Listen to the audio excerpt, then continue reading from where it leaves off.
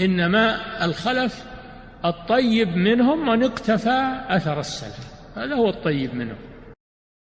It's limited regardless of how much knowledge we have.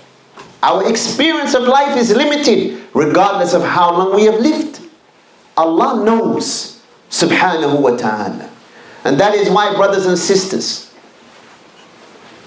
the only way to true happiness is based upon what Allah Azza wa Jalla sent the prophets and the messengers with.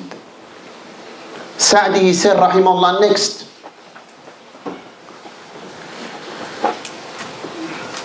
he said, for this happiness there are religious, na'am, qabla dhalik, he said, this is the way to attain a happy life and to achieve joy and delight.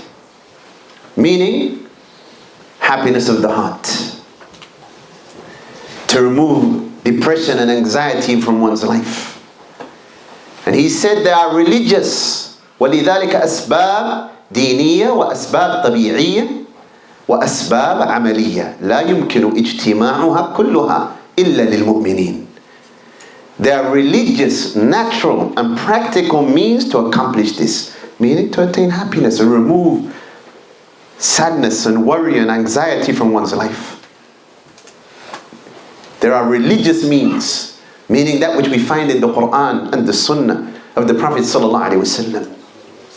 Natural means. Now, some people, Allah subhanahu wa ta'ala created them and you find that that person is a person that doesn't complain a lot.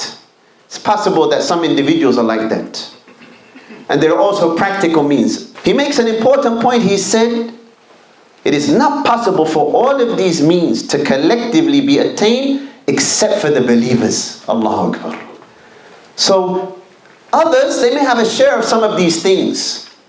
But it is not possible for someone to gather all of them إِلَّا لِلْمُؤْمِنِينَ, because the foundation of that, as we will see in the next chapter, is Iman, is correct faith.